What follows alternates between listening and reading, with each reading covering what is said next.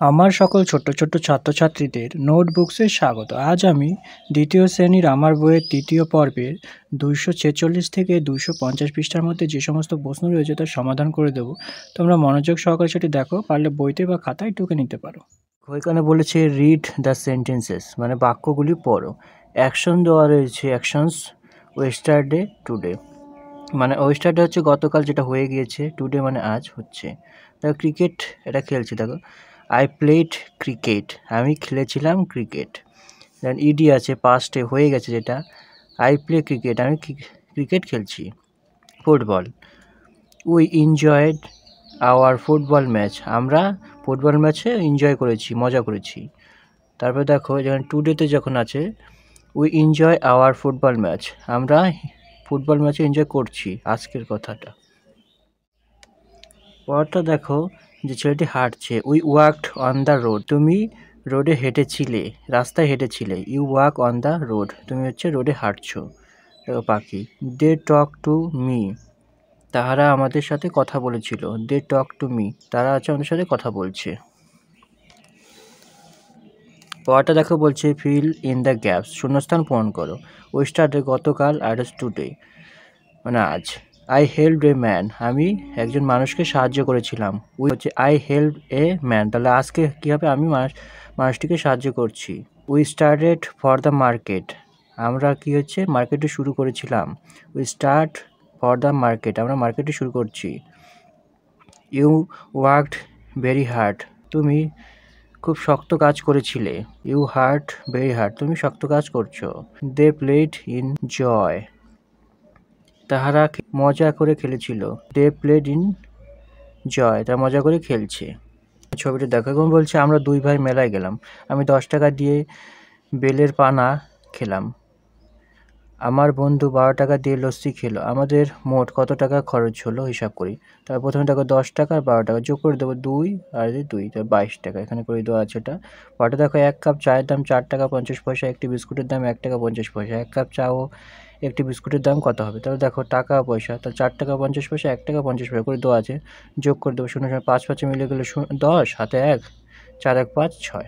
পরটা কি বলছে, একটি ধোসার দাম 20 টাকা 50 পয়সা, একটি ইউলির দাম 3 টাকা 50 পয়সা, একটা উলির দাম একটা ধোসার দামের থেকে কত টাকা বেশি হিসাব করি। তাহলে আমরা বিয়োগ করব। তাহলে দেখো ধোসার দাম কত ছিল 20 টাকা 50 পয়সা, এবং উলির দাম কত ছিল 3 টাকা 50 পয়সা, বিয়োগ করে দেবো। শূন্য, দেখো 0 0 মিলে হলো 0, 5 5 মিলে হলো 0, উপরে ছোট আছে 10, তাহলে 10 ধরবো আমরা।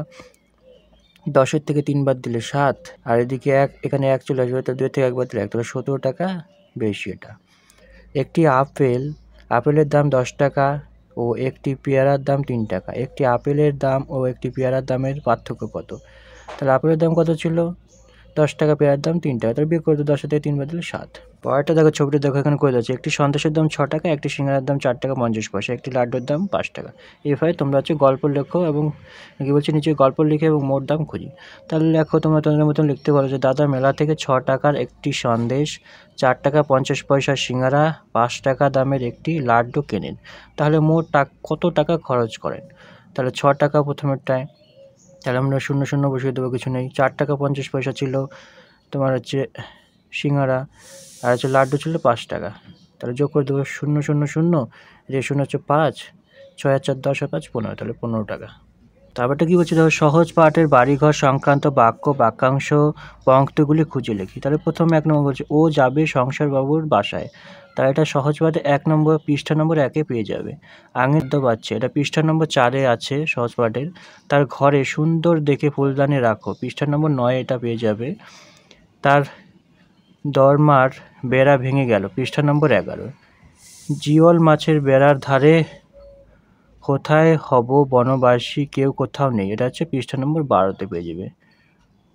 বাঁধব তোমার ছোট্ট কুড়ে, পৃষ্ঠা নম্বর 12-তে এটা রয়েছে।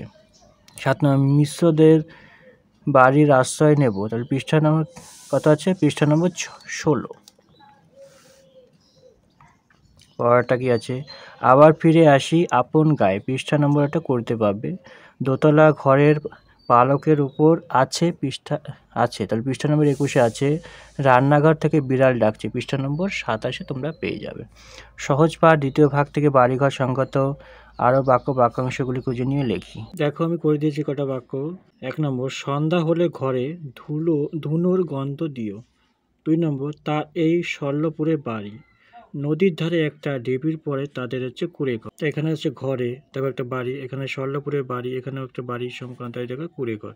এইভাবে তোমরা লিখতে পারো, বা অন্য সহজ পাঠে যে ঘর বাড়ি সম্পর্কে কোনো বাক্য থাকবে তোমরা ওটা দেখেও লিখতে পারো। তারপর 2 নম্বর কি বলছে, নিচের কোন প্রাণীর বসবাস কী ধরনের তার ছবি দেখে লিখি। তাহলে দেখো ছবিটা দেখছে না, দেখো এখানে দেখো গাছের ভিতরে পাখি, তাহলে গাছের কোঠরে। ইঁদুর কী হচ্ছে, গর্তের ভিতরে, ইঁদুরের গর্ত। এটা হচ্ছে পাখি থাকার ঘর, এটা হচ্ছে মুরগির খাঁচা। দেখো তারপরে দেখো এটা হচ্ছে গুহা, পাহাড়ের ভিতরে গর্ত, গুহা। ঘোড়ার আস্তাবল, ঘোড়া রয়েছে যেখানে। সাপের গর্তে সাপ বেরোচ্ছে, আর হচ্ছে শিয়ালের গর্ত। পরেরটা 3 নম্বর বলছে কি, সহজ পাঠ দ্বিতীয় ভাগ থেকে আরও কিছু প্রাণীর নাম আর তাদের বসবাস সম্পর্কে লেখো। তাহলে শালিক পাখি লিখলাম, বাসায় থাকে। হরিণ বনে থাকে। গরু কোথায় হচ্ছে, গোয়াল ঘরে থাকে। কাঠবিড়ালি হচ্ছে গাছে থাকে। চিংড়ি হচ্ছে জলে থাকে। কাক হচ্ছে বাসায় থাকে। এই দেখো এখানে এসব বাড়ি বিষয়ে নিচের শব্দগুলির সঙ্গে পরিচিত, এটা একটু তোমরা একটু বই নেবে। পরেরটা বলছে 4 নম্বর, নিচের শব্দগুলি বাক্যে ব্যবহার করি। গুলগুলি, চাতাল, কার্নিশ, বা পাঁচিল, সিঁড়ি, ছাদ, সেটা দিয়ে বাক্য রচনা। প্রথমটা করে দেওয়া আছে, দেখো চড়ুই পাখি ঘুরঘুরিতে বাসা বাঁধে। তারপর হচ্ছে চাতাল, চাতালে গম ধান শুকনো হয়। কার্নিশ, বাড়ির কার্নিশে পাখি বাসা করছে। প্রাচীল, প্রাচীলের উপর দুটো পাখি বসে আছে। সিঁড়ি, সিঁড়ি দিয়ে আমি দোতলায় উঠলাম। পরটা বলে ছাদ, মা ছাদে আচার শুকোতে দিয়েছে। পরটা বলছে বাড়ি ব্যবহৃত বিভিন্ন জিনিসের পরিচয়। ছবি, যে জিনিসের ছবি যে কাজে লাগে। দেখো এটা কি আছে, এটা আমরা লণ্ঠনে বলতে পারি, হেরিকনে বলতে পারি, সেক্ষেত্রে আলো দেয়। এটা দেখো ব্যাগ, এটা ব্যাগ, বই নিয়ে যায়। এটা হচ্ছে ঘড়ি, দেওয়াল ঘড়ি, সময় জানতে এটা ব্যবহার করা হয়। এটা দেখো পাখা, যে হাওয়া দেয়। 5 নম্বর কি বলছে, দেখো বর্ণগুলো যোগ করি, সহায়ক শব্দগুচ্ছ পড়ি ও নতুন শব্দ বানাই। তাহলে তালবস্য যোগ র, তালবস্য হয় রফলা হয়, যেমন তারপরে দেখো কী লেখা আছে, ঘর বাড়ি। তারপরে এখানে তুমি আশ্রয়, সেই আশ্রয় শব্দটা তালবস্য হয় রফলাটা ব্যবহার করা আছে, আশ্রয়। দন্ত সহায়তায়, দেখো বড় বা বিশাল, তাহলে হচ্ছে আমরা মস্ত করে দিতে পারি, দন্ত সহায়তা এখানে আছে। উময়গয়, মাঠ বা সামনের জায়গাকে হচ্ছে আমাকে প্রাঙ্গণ বলতে, উময়গয় দেওয়া আছে। দেখো পড়াটা 6 নম্বর করছে, নিচে নানান ধরনের বাড়ির ছবি দেখি, তাদের প্রতিটি সম্বন্ধে দুটি করে বাক্য লিখি। এটা দেখো টালির তৈরি বাড়ি। 2 নম্বর, নদীয়াতে প্রায় এই বাড়ি দেখা যায়। কাঠের বাড়ি, দেখো কাঠের তৈরি বাড়ি, ভূমিকম্প এলাকায় এই বাড়ি তৈরি করা হয়, কাঠের বাড়ি তৈরি করা হয়। এটা পাকা, এটা হচ্ছে পাকা বাড়ি লিখবে। যুগ যুগ ধরে এই বাড়ির কোনো ক্ষতি হয় না। পরে 7 নম্বর কী বলছে, দেখো নিচের ছবিতে যে জিনিস আছে তাদের নাম লিখি, সেগুলি কোন কোন কাজে লাগে তা লিখি। দেখো এটা জানলা, এই যে দেখো এটা হচ্ছে জানলা, জানলাকে বাইরের হাওয়া সে ভেতরে প্রবেশ করে, তার জন্য জানলা ব্যবহার করা হয়। এই যে এটা দেখো হচ্ছে কড়াই, যেখানে রান্না করা হয়। এটা হচ্ছে খুন্তি, নাড়াচাড়া করার জন্য। এটা কি, এই যে এটা হচ্ছে আমরা কি উনুন, এটা উনুন বলবো। দেখেছে মাটির হাঁড়ি, যেখানে কিছু তোমার গুড় টুড় রাখতে পারো বা অন্য কিছু রাখতে পারো ঝুলে, যাতে কোনো বিড়াল টিড়াল সেটাকে নষ্ট না করে দেয়। এটা হচ্ছে চাকতি, যেটা হচ্ছে রুটি বেলা হয়। এটা হচ্ছে পিঁড়ি, যেখানে বসে থাকো দেখো। তারপরে দেখো এখানে হচ্ছে বাটি, এটাও হচ্ছে দেখো বাটি। এটা হচ্ছে খুন্তি, আর হচ্ছে বেলনি, যেটা হচ্ছে রুটি বেলা হয়। তো আমার সকল ছোট্ট ছোট্ট ছাত্রছাত্রীদের দ্বিতীয় শ্রেণীর আমার বইয়ের তৃতীয় পর্বের 246 থেকে 250 পৃষ্ঠার মধ্যে যে সমস্ত সমস্যা ছিল তার সমাধান করে দিলাম। কেমন লাগলো অবশ্যই কমেন্ট বক্সে কমেন্ট করো। এরপর চলে যাবো একটা নতুন পড়াতে, সেটা দেখার জন্য চ্যানেলকে ফলো করতে থাকো। আর যদি তোমরা নতুন ভিউয়ার হয়ে থাকো তাহলে অবশ্যই চ্যানেলকে সাবস্ক্রাইব করে দিও।